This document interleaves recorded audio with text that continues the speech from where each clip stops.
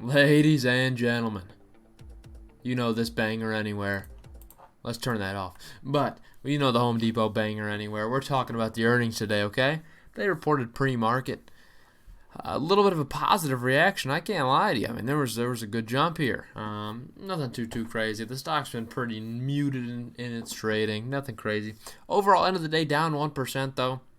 You'd expect based off that maybe some not so enthusiastic results, right? You know, maybe not as good as we were expected.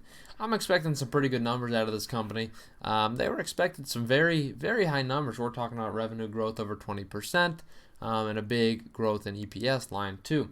Now, I'm not shocked if they were to hit these numbers. I expected a small beat in a revenue standpoint, only a small one, because the expectations were quite high. But the EPS, I think they should be able to beat just based off of the analyst estimates. So we'll take a look at what they have. Obviously, home improvement, it's going off right now. They're just loving improving their home. Okay, Lowe's and the like, they're just loving life right now. It's the perfect environment for them. Everyone's really readying up their home. Let's take a look. Oh yeah, quarter one GAAP EPS of $3.86. Beat by 84 cents. That's incredible, ladies and gentlemen. That's a freaking good beat. That's nice. And the revenue line here is shockingly good. 37.5 billion, up 32.7% year over year. It's a beat by $3 billion. I mean, I thought they would beat, but I didn't. But I didn't think by that much. I mean, that's pretty good. Comp sales growth of 31%. Consensus was 20.2.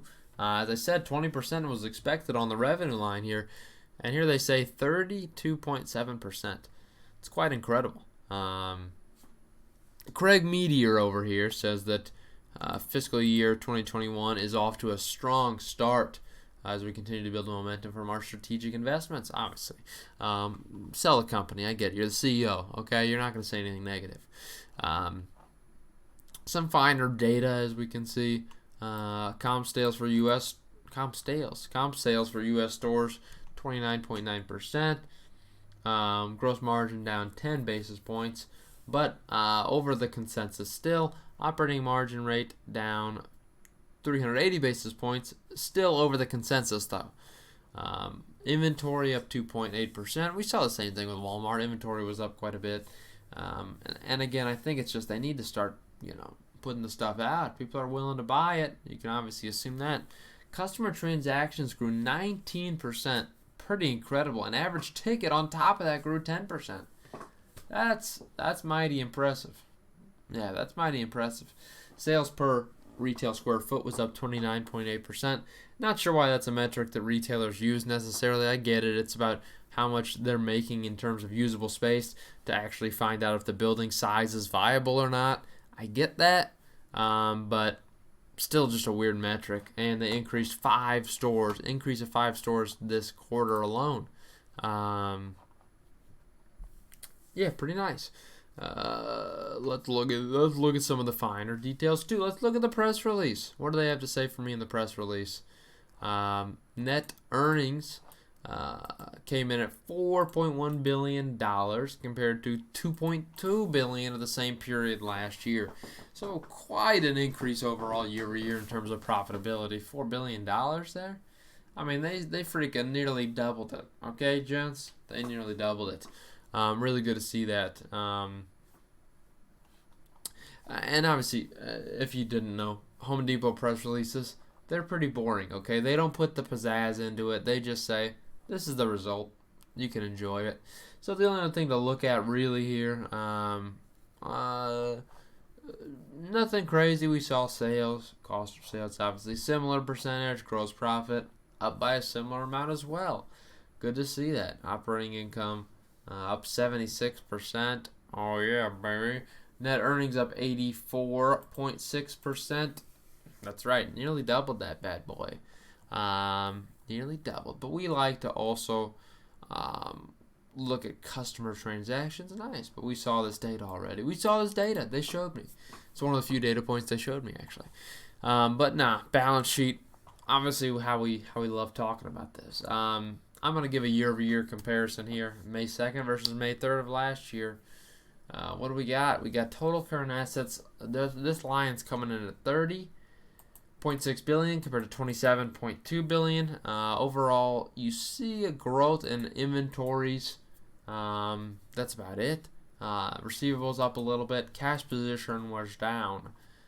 So that's where you see that growth. Total assets in general at 72.5 billion compared to 58.7 billion. Good to see those results. Growth was in, really, you can see in goodwill and other assets here. To combine with the receivables and inventory line. Now, from a liability standpoint, total current liabilities is 27.7 compared to 23.3. Definitely some growth there, but pretty similar to what they grew their assets by, no doubt. A little bit more. Total liabilities in general at 70.8 compared to 62.2. So this is a company that's got room for improvement on the balance sheet, no doubt, but actually turned this deficit into a overall equity.